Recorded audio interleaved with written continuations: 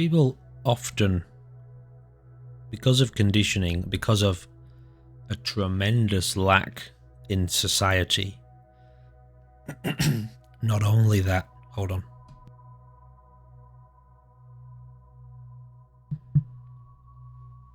Because of a tremendous lack in society and modern education, and not only that, but also what could be called a sinister system of control, a system of influence. People get very, very caught up in the minor things in life. We seem to think that if we get the house and we get the money and we get the job and everyone likes us and everyone in our family's taken care of and nobody's ill and we're not ill and we're not being shot at and we're not being abused, then we'll be happy. When we've got all of that in place, well, then we'll be happy. And that's what we do. We're born into a body, we get a few years before we have to go and be programmed, and then we get programmed with the current educational system, which sets us up for a lifetime of attempting to bring these factors into order. Meanwhile, as our bodies grow older, we get more and more sick and unwell. Our relationships, we're not really educated on how to maintain those. We get addicted to various drugs and substances and sex and all the rest of it along the way.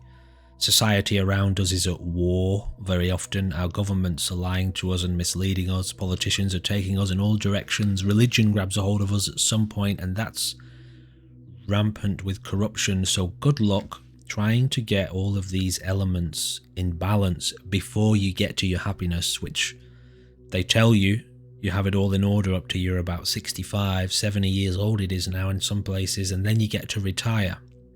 And then you get to really enjoy it. By the way, by the time you're in retirement age, you're practically broken from a life of trying to balance out all of these equations. And then you're nearly dead. But they don't talk to you much about that point when they're educating you and convincing you that that's what you're supposed to be doing. Now, all of those things are a byproduct of being. First of all, you are here. You were born into this body to have this experience of humanity.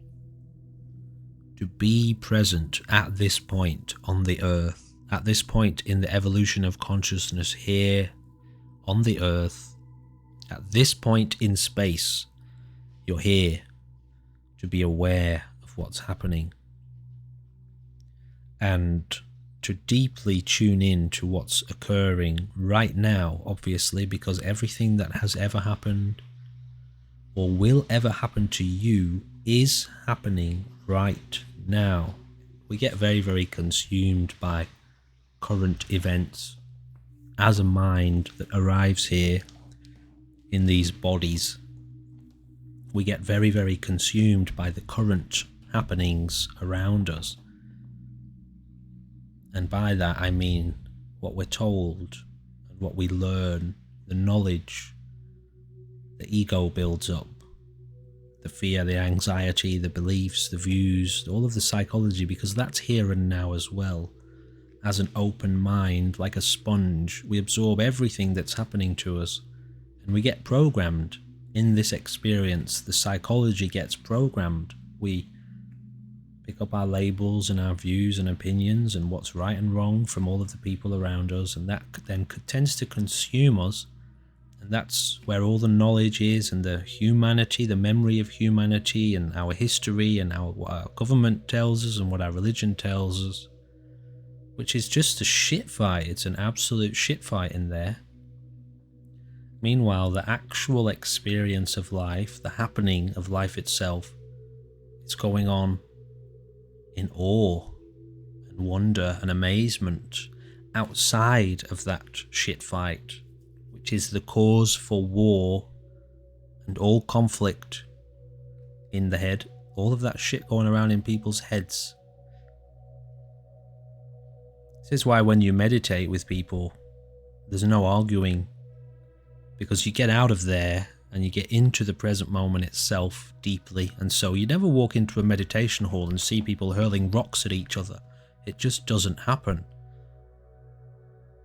And yet when people are in debates about their views and opinions, okay, that's when the rocks start flinging, the bullets start flying, people sharpening their swords and their axes.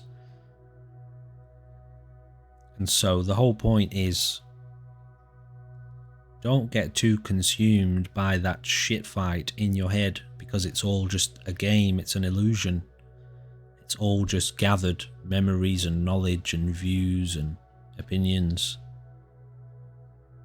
And it's tremendously limited in there. It's also fraught with misery and anxiety and stress and illusions and fears.